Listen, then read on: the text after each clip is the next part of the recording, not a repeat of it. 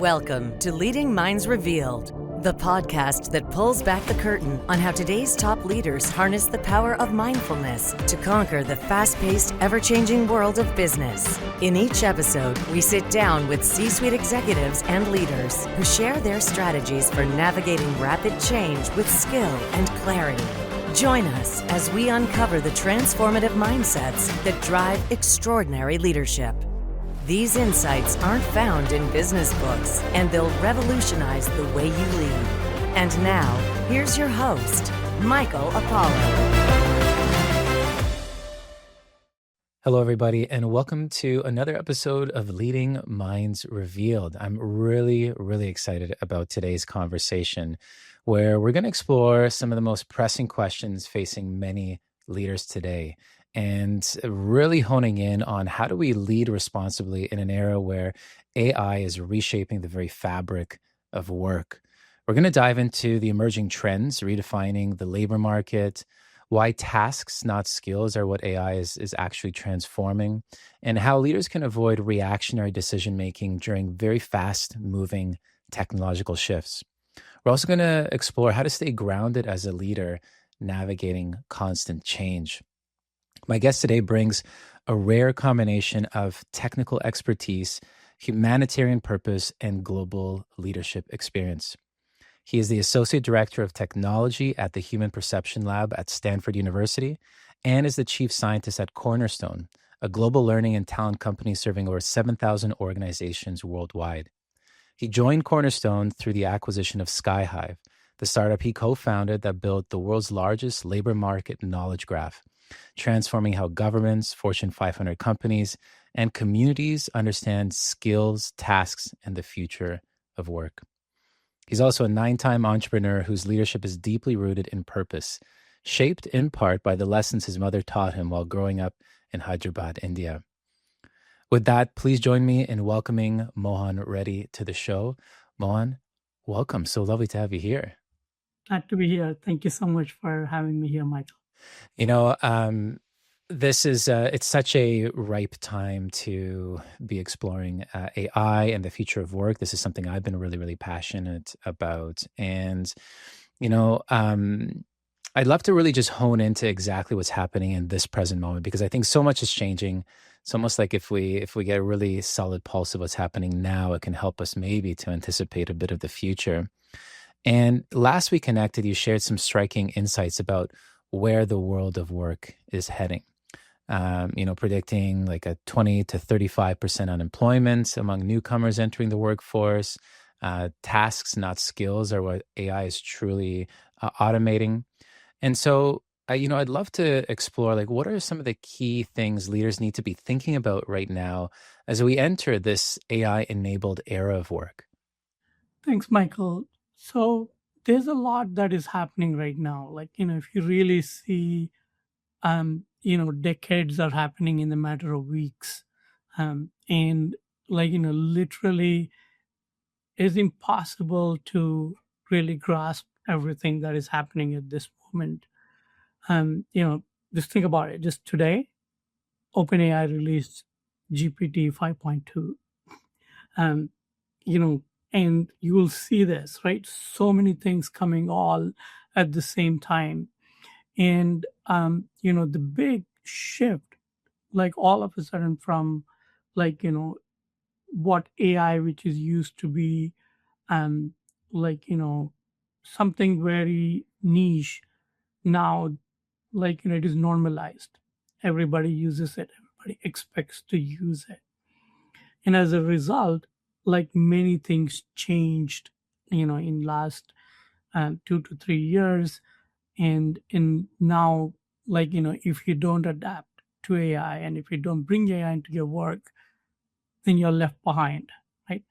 But then the whole problem is no one knows what to do. Everything is new. And as a result, right, everybody's experimenting. Everybody is really looking into it. Different companies, different individuals, different countries, region, territories, they have different ways of doing this. But the great thing is, everybody's trying to adapt. Everybody's open. everybody wants to try. And so that is immensely encouraging. So it seems like, what I'm hearing is that there is the speed of change is ramping up remarkably. It's not only that, so many people I've heard say, well, this is just another change. But what's happening, what I've been hearing is more the cycles of change are speeding up. And so there's, where maybe a change would be rolled out over a long period of time. Now, suddenly we're just continuously adapting to ongoing change. And what I'm hearing too is this sort of need to continuously be on the pulse of things because everything is sort of coming out. And you mentioned that everybody's experimenting right now, and if we don't do that, we're going to fall behind. But is that really true? Because I've also been hearing that there's been quite a bit of resistance. There's I think some fear and distrust, maybe largely in leadership in organizations about the impact of AI in there, but also perhaps apprehension of experimenting because of the fear of their jobs might be disrupted. And so what are you noticing around that? Is it true? Is sort of right across the board there's open experimentation and embracing, or is there a resistance, and what can leaders do to support that if that's the case?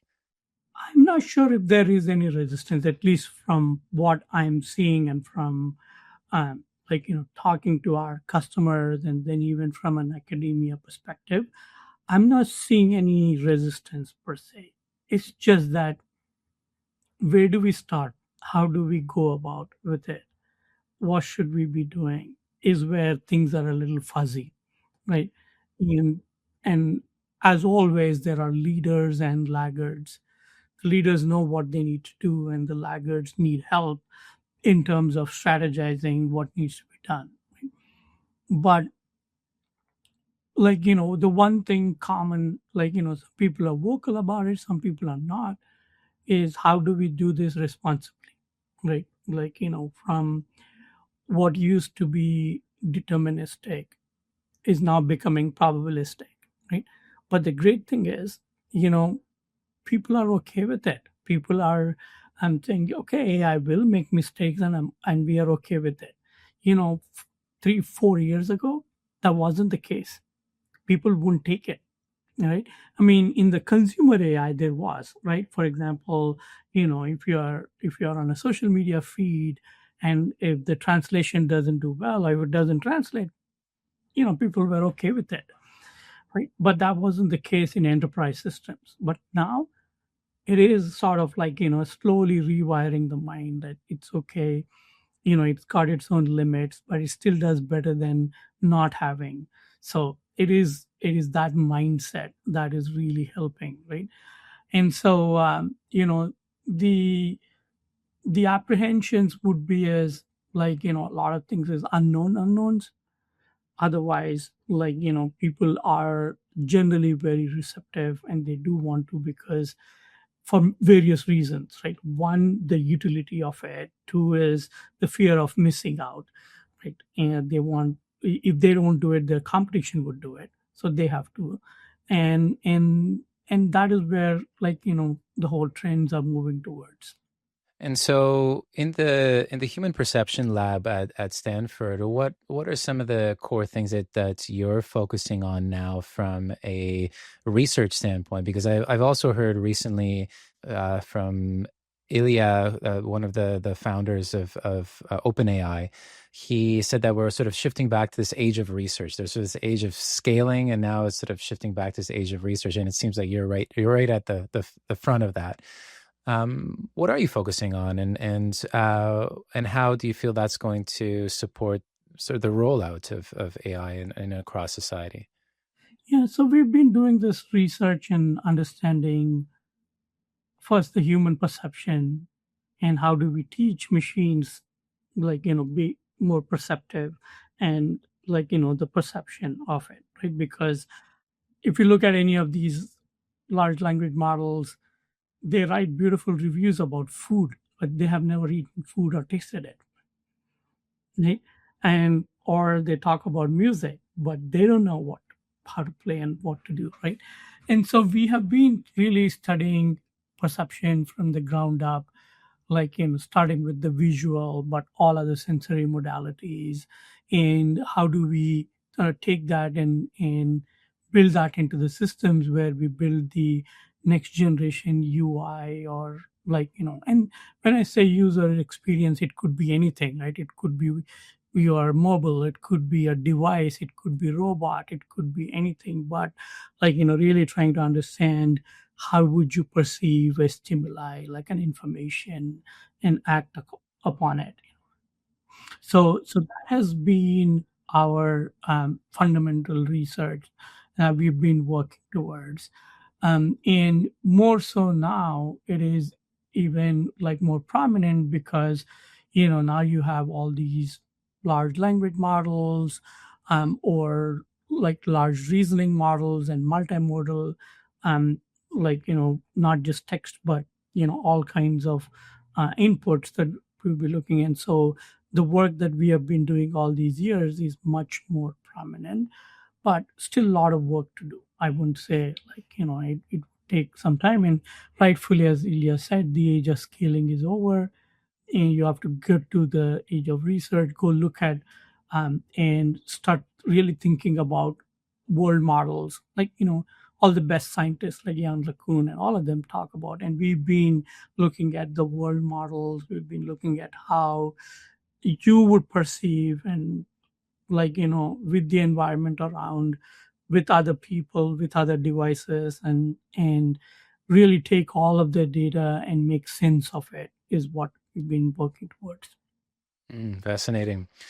In Cornerstone, I know that that the organization has been doing some remarkable work around upskilling and providing a very clear skill progression across many different domains around the entire world with different countries. And I know that's something you're really passionate about too.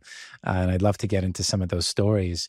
But when you look at how sometimes you have these, organizations who are leading the pack, and then you have laggards. You have these early adopters, and then you have the laggards.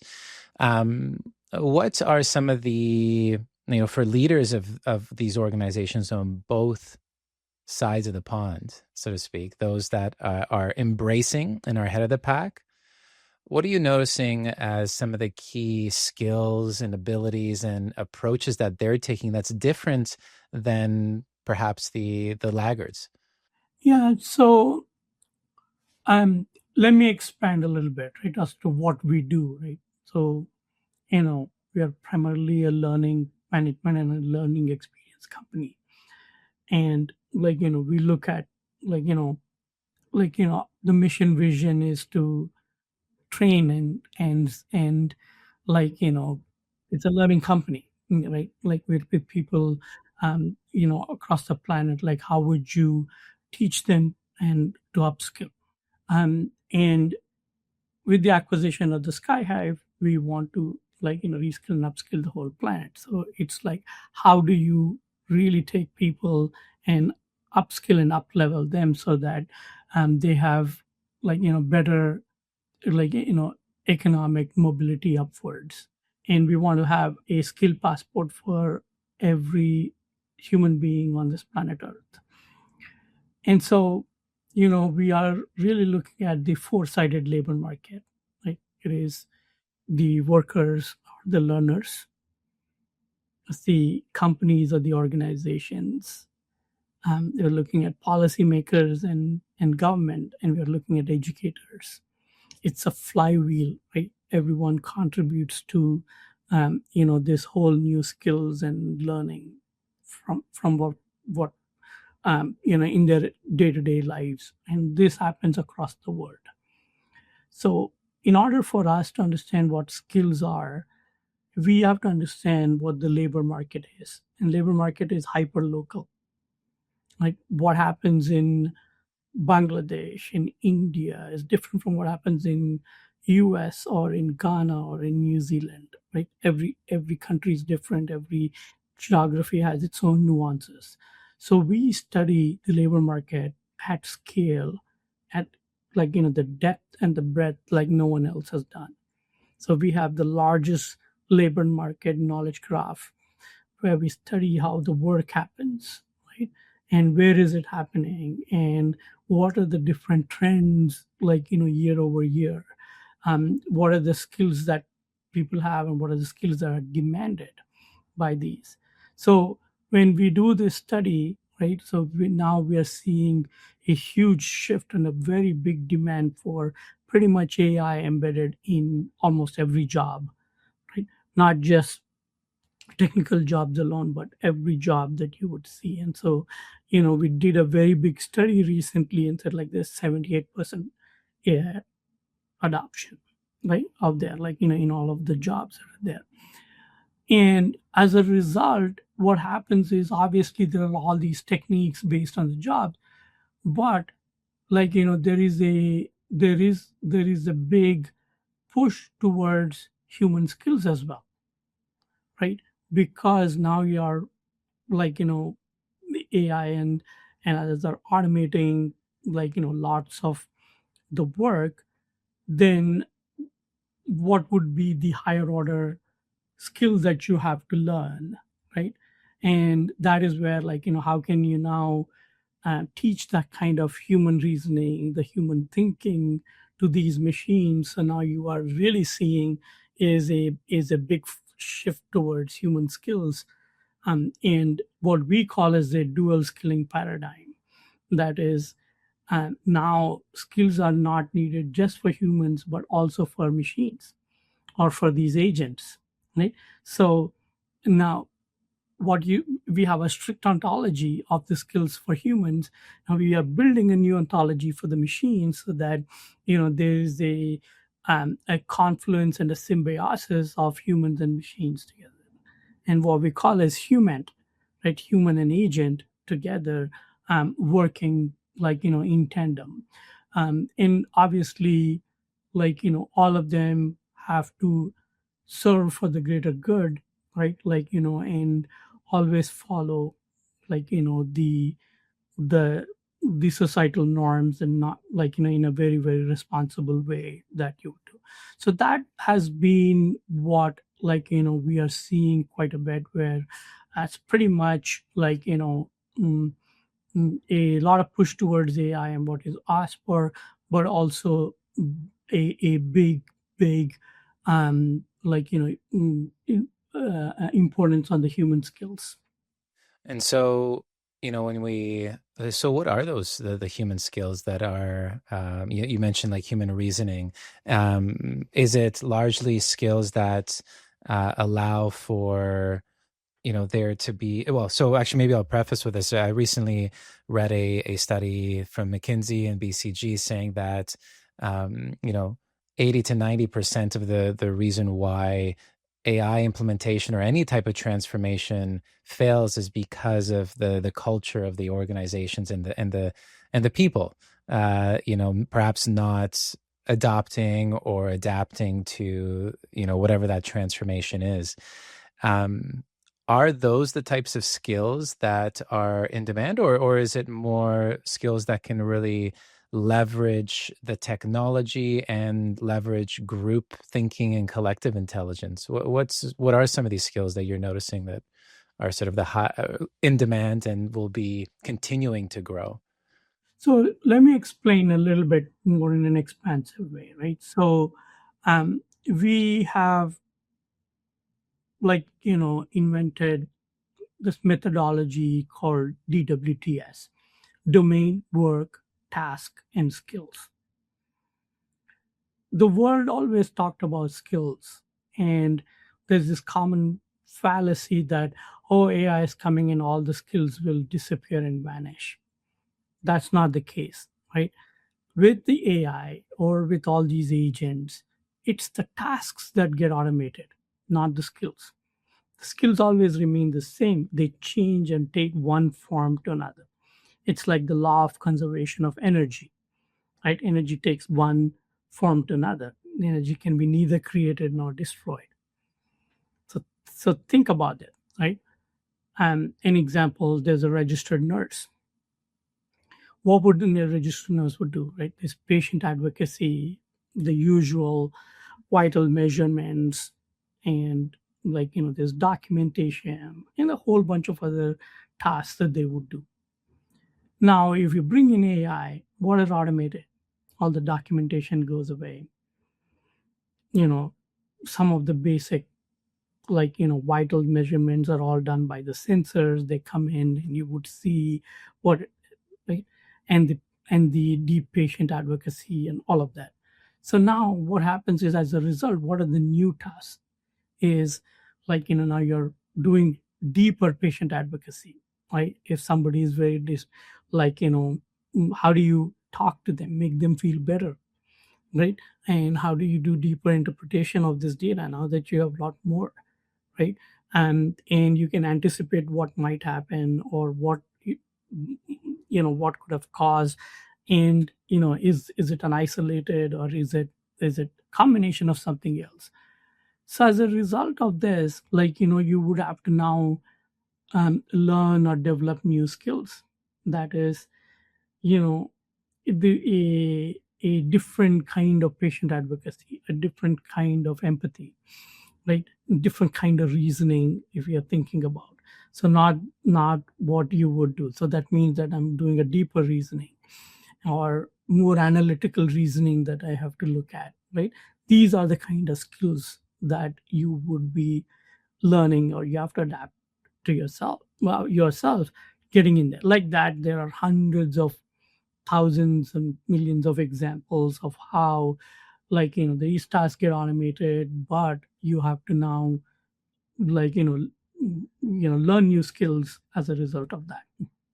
Your old skills don't go away, because what if the AI fails, or what if the AI is not doing it the right way? You have to take over, right, for that, because you can't say, oh, just because AI is not doing right, I'm not going to do anything. It's not right. You should still continue doing it. So this is why it's a continuum, as opposed to A or B. No, it is A intersection B always.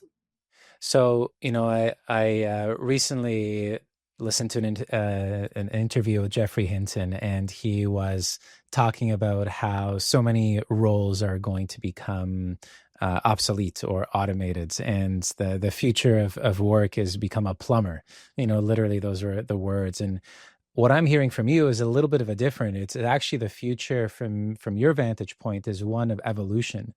It's there's going to be this if there is a continued willingness to adapt and to develop the skills on an ongoing basis, you're going to find ways to apply those skills with AI, rather than AI just taking over all of these tasks, for example. That's exactly see, I mean, overnight, all the registered nurses will not be replaced by machines. Okay? It's the same thing for everything. So it's like these things get evolved, right? And the term registered nurse will change. So you may have 10 of them. Now you'll probably have 7, 6, 5, but they won't go away, right? What happens to the other 5? They get evolved to some other role that you would. Of course, there will be some collateral, as with any new change, as you would, but they would evolve. And so that is what, right? We don't know yet to even pass that judgment of, oh, it's all over, right? Because it will change, it will get evolved, because they will now do new tasks, and you may call that role something very different, right? I will give you an example. We were studying about future skills and future roles with a large oil and gas company. One of the role was corporate landscaper. So what is going to happen in next 3 years, 8 years, and 10 years horizon, right? And they would use drones for surveying. They would use other sensors, right? And if they were to do these, they would probably fuse a couple of roles where they would do a lot of generative design, right? And modular landscaping, so that they can change the time. So there's lots of things like that that would happen. So is that that landscaper may go away, but if that landscaper could learn, or combination of other skills, now will become whatever you want to call a generative landscaper, or we don't know yet. I'm making up all these names, but that is what. And it's in evolution, like as you said. It won't be like, oh, it's gone. But the main thing here is, um because when you'll start, in the the newcomers, there's certain jobs that you would do, and then you transition, and then you transition. So that initial set of tasks, or the people who would do, because they're getting automated, that employment pool is shrinking and shrinking and shrinking. As a result, there is an inflation of entry level jobs or newcomer jobs. What used to be like a 0 to 1, 1 to 2, now they're asking for a minimum of 3 years of experience, right? And you know the people below 26 are not likely to find a job. 26 to 31 is a better job, right? And so there is a lot we are seeing it, right? From all of the models that we built, we are looking at 20 to 30% unemployment rate for the newcomers by 2030, which is huge, and very concerning, right? When I saw that first time, I didn't believe. I thought I was making a mistake. I went back, I redid it. God knows how many times, Michael. And that, I couldn't sleep for many days thinking about that, because that is really something that is, we all as leaders have to be super responsible, because a whole generation will have 30% unemployment rate. Imagine what is the impact on the society, on the countries, on the economy, and what would be the bad effects of it. This is where we have to have, the government's playing a big role, the corporates playing a bigger role, because it's all of our responsibility. And what does that mean? Do we do reverse mentoring, or are there incentives to hire these people, or how do we invent and innovate something so that there are jobs for everyone? So that is something that there are no answers yet. All of these are ideas, but nothing concrete. But we do have to think, and I'm sure lots of people are thinking about it. And so, for organizations right now, and thank you for sharing. I mean, those I have been coming across some statistics pointing towards those types of numbers, and it is shocking. And it's great to hear some of the ways that you are thinking about it. And I know that there's at least the more we can become aware of it, the faster we can adapt and find solutions towards it. When we look at organizations right now, and leaders in particular, who are introducing AI and integrating it now after experimenting across the organization, how do you lead that? How do you foster that type of evolution mindset within the workforce? What are you finding are some of the ways that leaders are supporting the adoption of AI, and then also this sort of mindset of being able to continuously adapt and grow and to innovate new and novel positions in across the organization? Yeah, so we've been doing a lot of work on that, right? So one,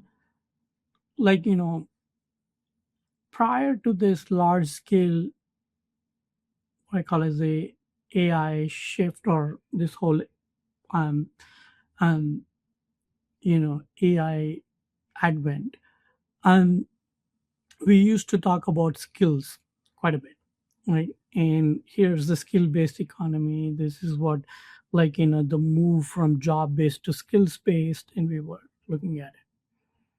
Suddenly, now you have this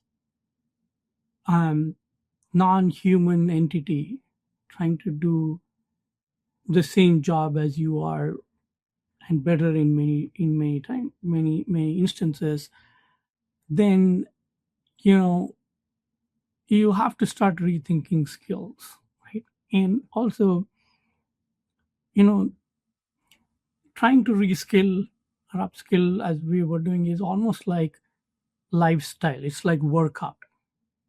It takes a while. You have to be at it. You have to be dedicated. You have to be committed. The companies have to, there should be champions looking at it. And so as a result, what happens is, oh, I have changed my company and we've become skill based and I can measure and quantify all of this, is sort of that is happening every day. You cannot, like, say, oh, I've done, like, like a graph, a blip, it was here and suddenly we became. It's never that, right? And one of the huge disconnect was that from the jobs you're trying to do, from the work you're trying to do and the skills, there needs to be something in between. And with AI and agents, it was even more evident.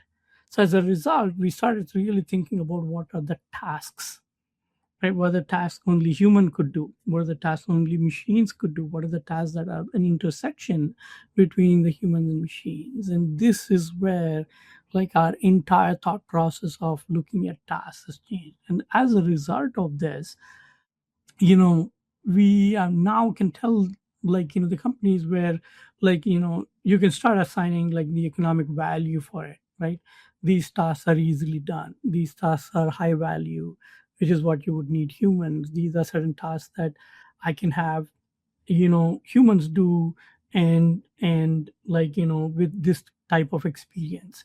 So with that, now it's a lot more clearer as a blueprint in terms of how you can really work, and like, work within your workforce as you would. Still evolving, right? It's still, like, because large parts of the world still don't even know what job based is, right? Let alone skills. And now I'm introducing another thing. Well, let's go look at tasks. So, as with everything else, we are in this massive transition period, where not all for not all questions we have answers for, but, like, you have to have the mindset to look at it, and then and also you have to feel the responsibility for it.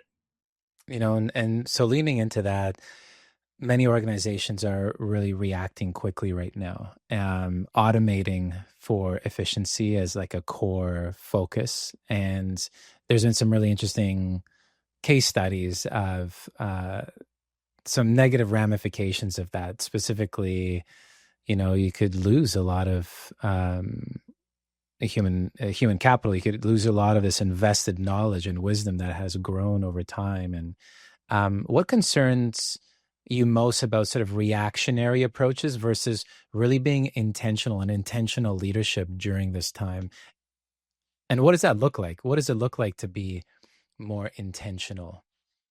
I mean, there are always two schools of thought, right? So one would say what we are seeing is something that never occurred. So we all don't know. We are playing all, it's a green field, and you just go about with it, right? And then there are people who have seen this, at least from other kinds of trends and intuition and experience. So as a result, they would be super intentional, like, take two steps backwards, start thinking what needs to be done, right? The most important thing is, if you are trying to do something that is irreversible, that can cause a lot of damage, right?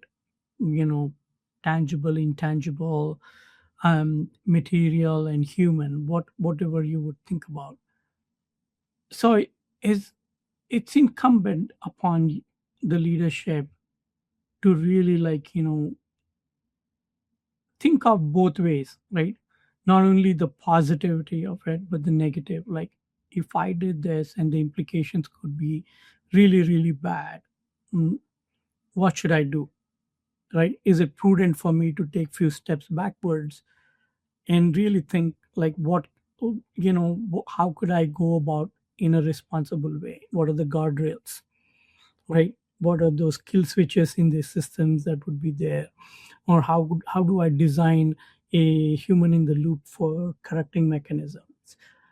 And that is really really needed, because there are always certain domains and areas that it's okay, even if it makes a mistake, because it's not going to cause harm, or like or it's not life or death. But there are certain domains that are, and so you got to be cautious about it.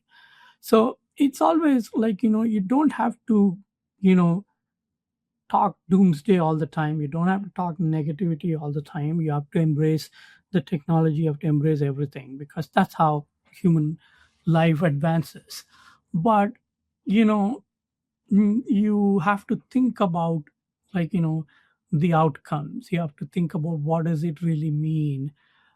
So long story short, what I would say is, just because others are doing, just because of, like, this is the current fad, don't jump in. Have your own thesis around it, what you want to do, right? And be very mm, deliberate about it, because anytime, like, any thoughtful advancement lasts longer, is very sustainable, right? And i I'm not saying this out of like some theory or a philosophy.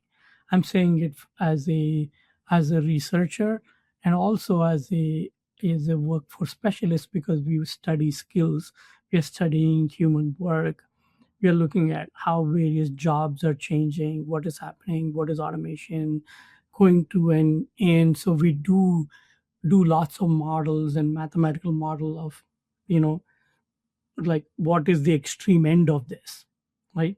What would cause, right? To what level I could stretch any of this, right? To what level I can optimize, and to what it is not. And we do this across every, like, within our ontology. We have over, like, a million jobs. We know what skills are, we know what tasks are, and then we are able to really model to that, right? Like, in some places there is no automation, but in certain jobs everything is. But to what extent, right, is what, like, there's a deep science towards it. What I'm hearing there is that to be really thoughtful with how you're executing on your strategy right now. And let's just say that, AI is on the minds, I think, of every organization right now. And as you were saying, I think, like you said, something along the lines of like a 78% emerging adoption rate across the workforces of AI. And being very deliberate with rolling out your strategy, and being very thoughtful with understanding its impact on people and impact on the roles, and and understanding really how this aligns with your organizational strategy, the potential future skills that your organization needs, that all of these elements need to be taken consideration as you move forward, rather than, perhaps jumping in reactionarily based on what a competitor is doing. And so, like, if you were to boil down, like, what would be are there any other additional questions, or a series of questions or principles that you think leaders of organizations who are now thinking about a longer term strategy should be thinking about? What would that be? One, obviously, the leaders know their business very well, right? What they are doing. So they have to have a viewpoint in terms of how does AI or automation affect in the short term, medium term, and the longer term, and and how do they have to adapt to it, right? That's number one. Number two is self-aware. Where do they stand right now, right? And because it's very important. It's okay wherever you are, but you still have to know what it is, right? And then most of the organizations just jump in. Oh, if we don't execute fast, we are gonna be left behind, right? which, at least in my mind, my humble opinion, you know, don't just jump in with a strategy, right? You don't have to have answers for everything. You don't have to think 10 years, but at least, can you tell what would happen in next 6 months? Can you tell me what happens in next 1 year? And what is it that you are planning on doing? And that is most important, having a plan around that and then going in. And so take 2 steps backwards always, because that'll give you some time to introspect and think, and then you can go forward and you can speed up. Because blind execution and blind speed, at least in the AI world, will lead you to some um, catastrophic outcomes that sometimes are irreversible, because in this world there is no plan B, because you've moved so fast. Yeah, and I know that empathy really plays a big role in your story, and I've been speaking with a number of leaders and just looking from a human-centered design perspective, thinking about the end user, thinking about the people we work with, thinking about our clients and the impact of our decisions on them, and really having that as a relentless focus seems to be, a really core sentiment. It's a very empathetic sentiment around really solid strategic principles, right? And really thinking about, why are you here, and why are you bringing forward this change? And a story that really stood out for me, if we could just shift perspectives a little bit, is around that empathy. A really powerful story that you share with me was this of a young woman in Ghana who, after seeing her skills passport for the first time, had tears in her eyes, and realizing that she does matter. And so, when I think about, like, as you now continue with your work and fostering this new AI technology, and continuing to upskill and creating the foundation to upskill, the workforce at large. What is your underlying purpose driving your work now? Is it in a similar way, is to continue fostering that sense that even in the midst of all this profound change and evolution, that where some people might feel that they don't matter, but you're giving them the opportunity to realize their potential? And what is it that's sort of your underlying purpose driving your work now? So my underlying purpose, Michael, I grew up in a lower middle class family in India, and my mother never went to school, right? And she used to manage a little farmland we had. And even after we grown up, it was pretty hard work. We would say, "Why are you doing this?" She would say, "This gives one, a purpose for me. Like, I feel like I matter. Two is, as a result of this, I'm giving 20 other people employment, and I'm feeding someone," right? That has a very profound effect, right? Just like how I talked about this young girl in Ghana seeing her skills for the first time. We have this map where we have mapped, people, supply, demand, skills across the world. Many parts of the world light up, but there are many parts of the world that is dark. It doesn't mean that, they're all in non-traditional economies. They're not even numbers for us to be shown, right? So, only 1.2 billion people profiles and whatever are there, but the world has 3.2 billion working population and a lot more. So as that means that the 2 billion people don't matter, or rest of them, they don't. And that's what, is anything you do. Like, my purpose is definitely, as a technologist, as a scientist, you advance, research and doing all that is great, but everything should have a purpose, and the purpose is to serve for the humanity, to make people matter, to make someone like my mother matter and me matter. So that's why all of this is deeply personal for me. It struck me when you said that. I think there's, I believe, like you mentioned, it's like there's 2 billion workers globally in the dark. Their skills aren't captured on any digital platform. I remember that was really striking for me. And I'm thinking about the skills gap right now, the haves and the have-nots.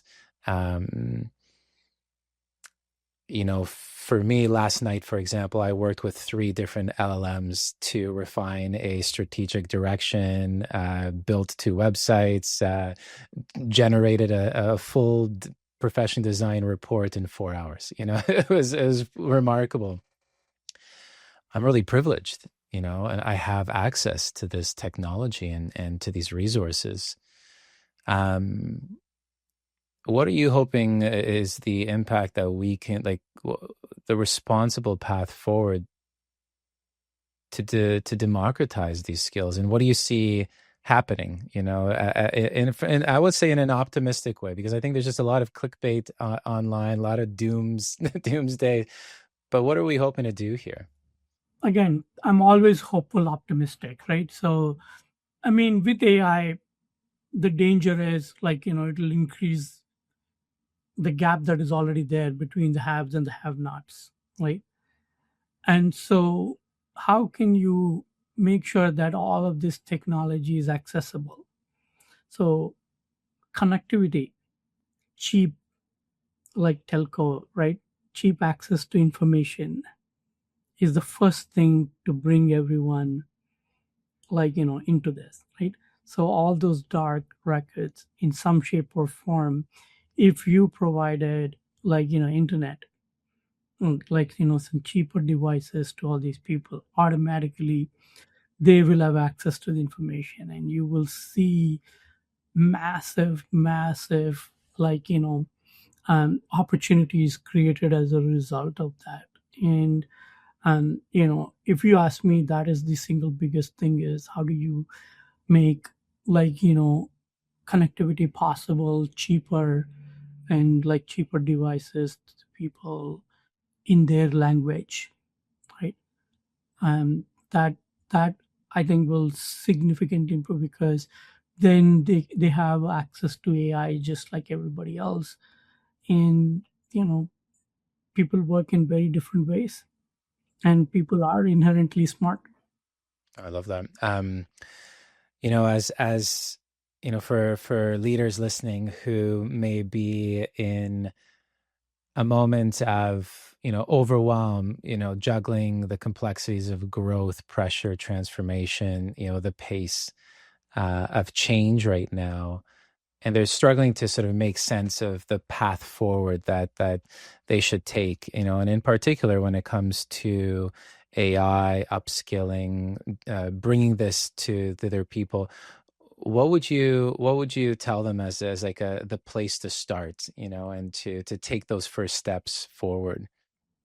So my request, right? Because every leader, what you see is one thing, but every leader has many other things. They have lots of organizational pressures, right? You would want, you should not see the world from your lens. You have to see it from the other's lens always, to know what kind of pressures they are in, right? What a lot of times, without anything, you ask them to take a decision, 90% of the people will do right things. It's just, there's a lot of stuff that goes on. Most important thing is, in this, like I said, think hard. It's okay to take 2 steps backwards. You don't have, always look at what are you optimizing for, what are your outcomes, and like don't be very cautiously optimistic. um you know Take risks. You should always take risks, but um, you know make sure that it doesn't harm in any way, right? So which is the reason why in this new world, because there's so many unknowns, at least you're 50% sure, because a lot of people are only 10% sure and jump in, right? Or things like that. So just, if not, talk to others. If not, there's a lot of information, there's so many things. Be open and optimistic. So my only, to all the leaders, is be open for anything.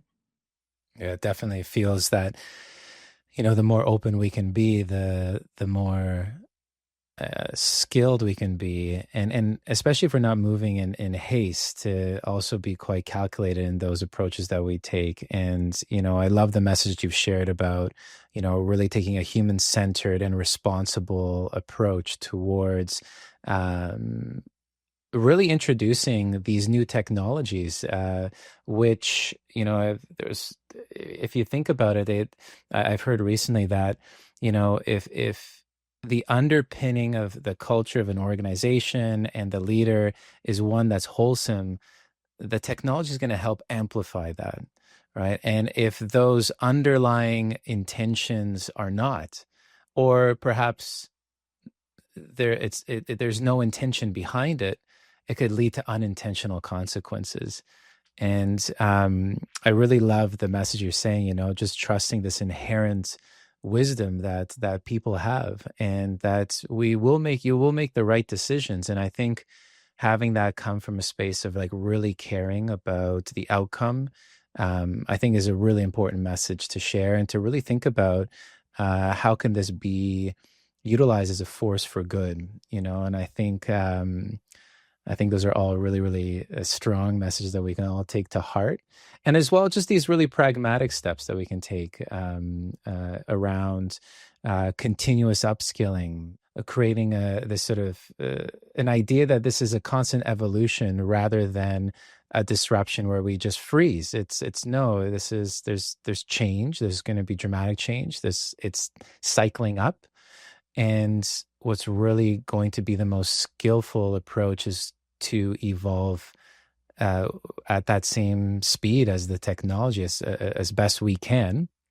And I think that openness can really hold the unknown unknowns, because I think that's a really big thing. That's if anything, it may not be the technology, but maybe the uncertainty is what people fear, and so that's, taking that time to pause and really reflect, I think is a really important message to share.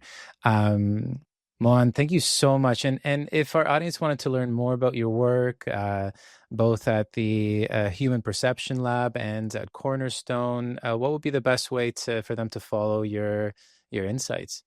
Follow me on LinkedIn, and I've been posting a lot on these days in terms of all my thoughts.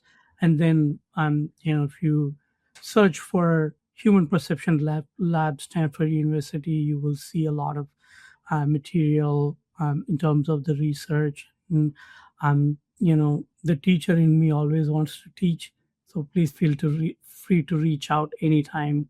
I'll be more than happy to talk through many things.